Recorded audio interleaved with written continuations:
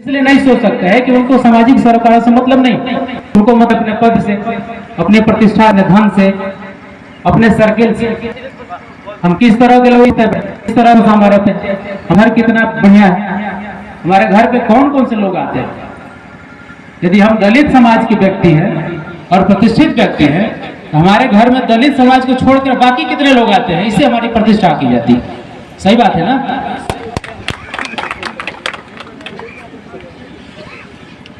ये सही बोले कि ये ताली बजाने के बाद नहीं, ये आत्म परीक्षण करने के बाद। ये बात जितनी मुझ पर लागू होती है उतनी आप पर भी लागू होती है। मैं फिर से कहूंगा कि इस गांव में राजेश जी ने जो मिसाल रखी है, उस मिसाल को सामने रखकर बाकी जो युवा साथी हैं, बाकी जो इस गांव के, इस समाज के पढ़े लिखे लोग हैं, जो संवेदनशील लोग हैं, जो ये मानते हैं कि हम यदि पढ़ लिख गए हैं तो हमारा यह दायित्व बनता है कि हम बाकी के लोगों को हाथ पकड़कर आगे बढ़ाएं, उन्हें पढ़ाएं, उन्हें लिखाएं, उन्हें पढ़ने लिखने में जितना सहयोग किया जा सकता है वो करें। वो सहयोग केवल आर्थिक रूप से नहीं हो सकता है, वो भावनात्मक सहयोग हो सकता है, वो आपका फिजिकल सहयोग भी हो सकता है कि आप उसके साथ खड़े हों। यदि किसी व्यक्ति को कोई सता रहा है, आप उसके साथ जाकर खड़े हो जाए, चलो तुम आगे बढ़ो, मैं तुम्हारे साथ हूं, यह भी एक बहुत बड़ा सहयोग है। तो हमारे सहयोग का परिमाण केवल अर्थ में नहीं मापा जाए। हम अपने समाज को एक बेहतर मुकाम की तरफ ले जाना चाहते हैं तो उसमें बहुत सारी चीजों की जरूरत पड़ेगी। उसमें आर्थिक सहयोग है, सामाजिक सहयोग है, भावनात्मक सहयोग है।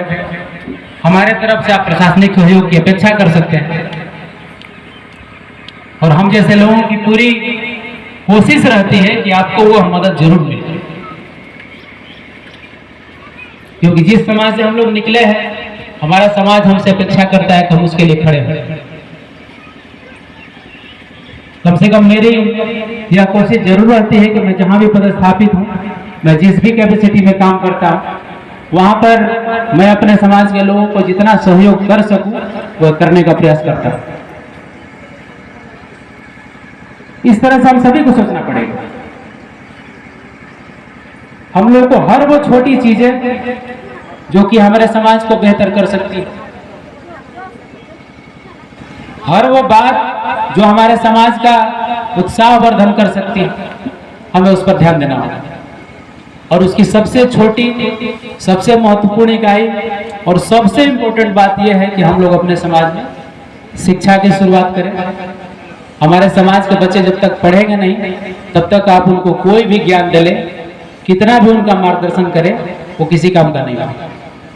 मेरी आप सभी से यही गुजारिश है कि आप सभी जहां भी हैं, अपने समाज को रास्ता दिखाने में यदि शिक्षा के मार्ग में आप सहयोग कर सकते हैं तो जरूर करें।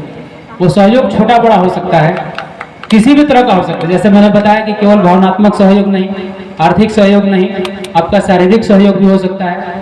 या आप कहीं बड़े पद पर कार्यरत हैं, आप कहीं दूर देश में रहते हैं, यदि वहां से आप फोन के माध्यम से भी अपने समाज को प्रोत्साहित करना चाहते हैं, वो भी सहयोग कम नहीं है।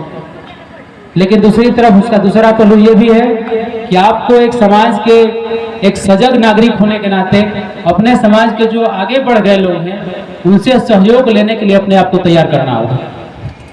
जब तक आप अपनी तैयारी नहीं करेंगे, आप दूसरे को दोष नहीं दे सकते हैं कि हमारे समाज के जो आगे बढ़े हुए लोग हैं, हमारे समाज के जो ऊंचे पदों पर पहुंचे हुए लोग हैं, हमारी सहायता नहीं करते, हमारी मदद नहीं करते। ये बहुत महीन चीज है, ये बहुत बारीक अंतर इन चीजों। हम लोग अक्सर इन चीजों को नहीं समझते। जब भी कोई व्यक्ति बड़े पद पर पहुंचता है तो हमारे समाज का सबसे पहला रिएक्शन ये होता है कि ठीक है, आप बन के उससे हमको क्या मतलब। आप ही का घर का कोई बच्चा यदि कंपटीशन पास करता है, किसी अच्छे पद पर पहुंचता है, वो आपसे मिलने आता है तो आपका रिएक्शन उसके प्रति बहुत अच्छा नहीं होता है। आपको लगता है कि ये मेरे समाज के कंपटीटर है। और जब वो बच्चा लौट कर अपने समाज में आता है और इस तरह का उसे रिएक्शन मिलता है तो कहीं ना कहीं उसके मन को आघात पहुंचता है, फिर वो अपने समाज से धीरे धीरे कटना शुरू हो जाता है। मैं अपने गांव जाता हूं, मेरा जब रिजल्ट हुआ था तो एक ऐसे पार्टी हुआ था छोटा सा, जिसमें गांव के सभी लोग शामिल थे। भोज, जैसा कि सभी लोग जानते हैं, भोज हुआ था। उसके बाद मैंने अपने गांव के जितने युवा थे सबको जुटाया खासकर जो वंचित और पिछड़े तबके के थे, उनको कहा तुम लोग पढ़ो। 1-2 महीना लोग पढ़े। क्योंकि मैं एक पदाधिकारी हूँ, तो मेरा जो दृष्टिकोण है अपने समाज के प्रति, वो जैसे बाबा साहब हमेशा सूट पहनते थे, कोट पैंट पहनते थे हमेशा, उनसे बहुत सारे लोगों को शिकायत रहती थी कि ये कैसे गरीबों दलितों के नेता जो हमेशा सूट पहन के घूमते।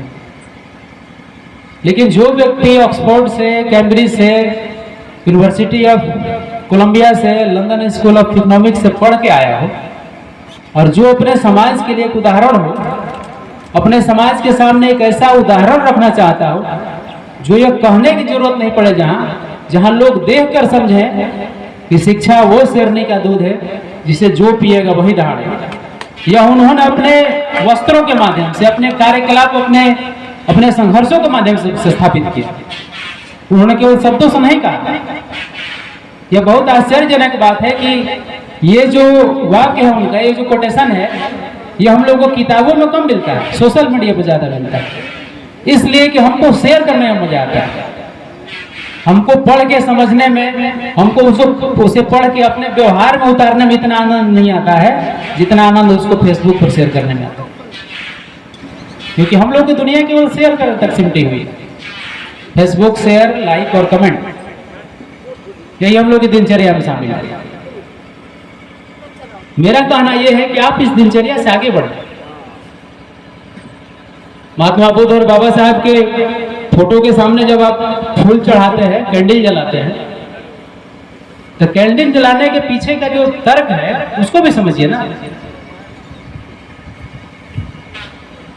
वो तर्क को समझना जरूरी है। क्यों? हमारे समाज में ऐसे बहुत सारे लोग हैं जो नए नए बाबा साहब को मानने वाले हुए हैं, नए नए महात्मा बुद्ध को समझने वाले हुए हैं। वो आज भी महात्मा बुद्ध के फोटो के सामने अगरबत्ती जलाते हैं।